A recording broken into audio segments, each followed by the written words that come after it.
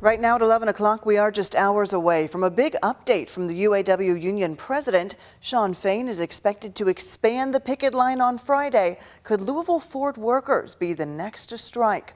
Connor Steffen and photojournalist Elijah McKenzie take us to Okolona for a rally tonight, where workers say they're ready should they get the call. Who are we? Who are we? Emboldened and determined. You are the U in union. It's about you. Hundreds of local UAW members and supporters stand united. Standing for one thing of what we believe in. It's a show of solidarity for their fellow auto workers across the country, marking day 6 of an unprecedented strike of the big 3 automakers. This wheel gives people hope. Hello once again. And I get emotional because of what it does. It changed my life, and it's going to change their life. As negotiations continue, UAW leadership could be expanding its strike targets Friday. And union officials have made it clear all options are on the table. If we make the decision tomorrow to strike KPP or LAP, this local will be ready. But most of all, the membership will be ready. There are roughly 12,000 hourly workers between Louisville's assembly plant and Kentucky's truck plant. They are currently working, though they have made it very clear here today, if called upon, they will not hesitate to strike. We deserve this.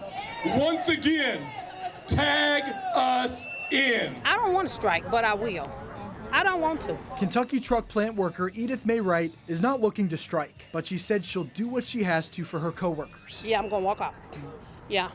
I'm going to take my sisters and brothers with me. I'm not going to be the only one walking out. I'm going to take them all out the door with me. I want the media to understand it's not just about what we're doing here. It's what we do every day in the plant. It's a sentiment that resonates with Louisville assembly plant worker CJ Mays. After 29 years with Ford, she says now more than ever, company executives have lost sight of the sacrifice their workers make. No, I don't think they know what we're going through.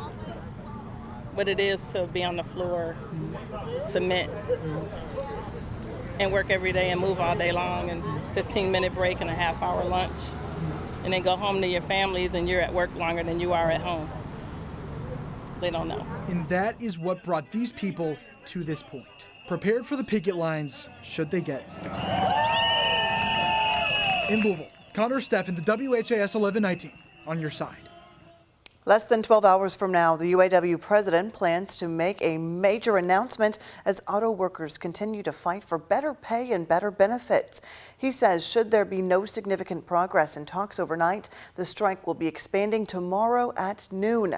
Which plans will be included is expected to be released at 10 a.m. UAW workers across the nation say they are ready to stand behind their president.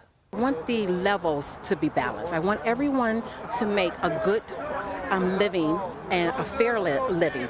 If I'm working on one side of the line and I'm making $30 and the person across from me is making $15 an hour, how is that fair? I'm ready to do whatever my president says. If President Shawn Fain says it's that plan, I'm ready.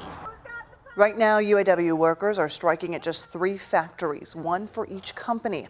The workers are asking for a 40% pay increase, 4-day work week, and pensions returned for the younger employees. Back here at home, a JCPS staff member has been reassigned after a fight at Male High School today. According to a letter sent home to families, Male High School Principal Keith Cathy says the JCPS teacher got into a fight with a student in a restroom.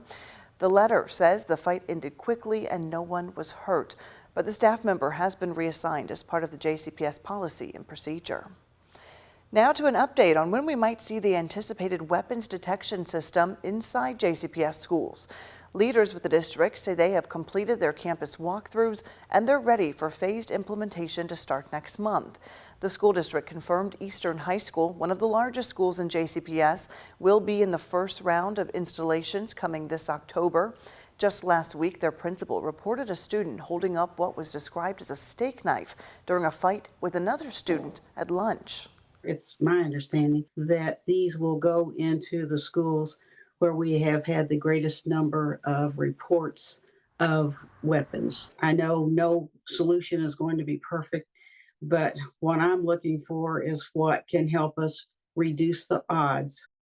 The units designed by Evolve Technology will be used to catch concealed weapons like guns or knives in students' possession right as they walk into school in the morning. JCPS leaders say they'll first install these in high schools and then move on to the middle schools next school year. Folks in southern Indiana are mourning the loss of a 14-year-old girl after a deadly house fire in Madison. 14-year-old Dulce Crystal Martinez Ortiz was unable to escape when a fire broke out in her house early Wednesday morning. Her mother, Ariana Ortiz Roblero, and 2 other small children were able to escape the blaze. She then busted out the window of her teen's bedroom but couldn't reach her because of the flames. Officials from 5 different departments tried to help, but no one could get to her in time. Her death is now hitting this small, tight-knit community hard. She was well liked in the community at her school. She was a freshman at Madison High School. I actually knew the family. I had been a school resource officer for the past 2 years before coming back to the sheriff's department. So I'd interacted with her and her brothers in the past. So, you know, it does hit hard. A GoFundMe is now online if you would like to help that family. You can find it on our website. Just click on this story on WHAS11.com. New information tonight. Police say they found the suspect in a fatal robbery from July, taking a teenager into custody, charging him with murder. Police say the call came in after midnight when someone had found a victim with a gunshot wound on Lewis Coleman Drive in the Shawnee neighborhood. When EMS arrived, they could not save him. The coroner's office has identified him as Joshua Davidson. A 16-year-old has now been charged with his murder and robbery in connection to that shooting. In Hardin County, Elizabethtown police have made an arrest in a drive-by shooting thanks to flock cameras. Police say Tuesday night a man was shot by someone in a passing car on East Dixie Avenue. Officers used flock cameras to break the case this morning. With the technology reading license plates and sending instant alerts to police, they were able to connect a juvenile to the shooting. Today, that teen was taken into custody. E-Town police do want people to know that this was not a random shooting, explaining the victim and the suspect had a prior altercation. 1 week from today, you have access to online sports betting. And new tonight, the Sports Wagering Advisory Council has added more options. In addition to sports like basketball and football, today the council added Formula One racing, National Rugby League, and MMA to the books. Mobile sports betting starts on the 28th. You can sign up on eligible websites today.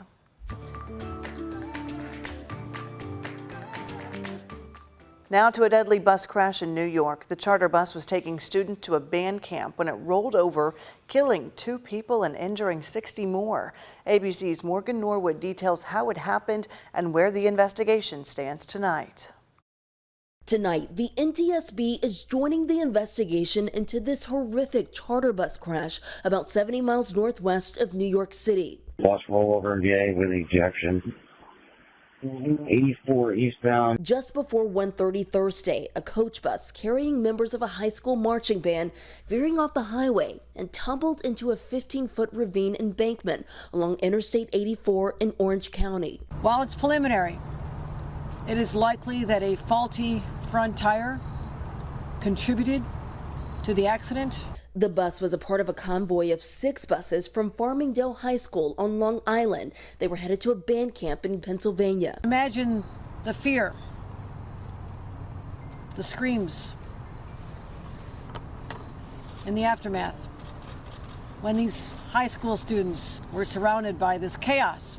To be on a trip to something fun and you're hanging out with your friends and a minute later you're on the side. Rescuers using a ladder to reach the injured, rappelling down a rope to reach the crash site at the bottom of that ravine. Some had to be airlifted to nearby hospitals. The school deploying grief counselors at a reunification center where parents and students waited anxiously for word about their classmates and loved ones. I got chills, I can't stop shaking, just worry about my friends. And a lot of my friends are in the hospital right now. Morgan Norwood, ABC News, New York. And now a story out of eastern Kentucky making national headlines after a man was swarmed by bees while gardening and did not survive. According to the Harlan County Coroner's Office, a 59-year-old man was moving an old bag of potting soil from his porch when he was stung by a swarm of bees that came from inside that bag. Family attempted CPR until medical personnel arrived. The man was taken to the emergency room in Harlan County, where he was pronounced dead. And new at 11, MSD says they have received more than 500 complaints so far this month about sewer odors across the city. That is twice as many calls as August and up from just 77 in July. So the solution, MSD crews are now working 16 hours a day, 7 days a week, trying to address the odor issues. They say the smells become worse during the dry stretches of weather, just like what we're experiencing now. We recently spoke with MSD's director, who offered this advice to help homeowners keep those smells out of your home. We usually tell people to flush their floor drains, flush their sink traps, so that that liquid barrier can be in the trap to prevent the sewer gases from entering their home. Right now, MSD is replacing old catch basins filled with odorous water in specific neighborhoods. They say that crews are also flushing sewer lines with water, which will help get rid of the smell. If there is a smell coming from your home, you can call MSD at 540-6000. They will send a crew out to assess the odor and determine what needs to be done from there.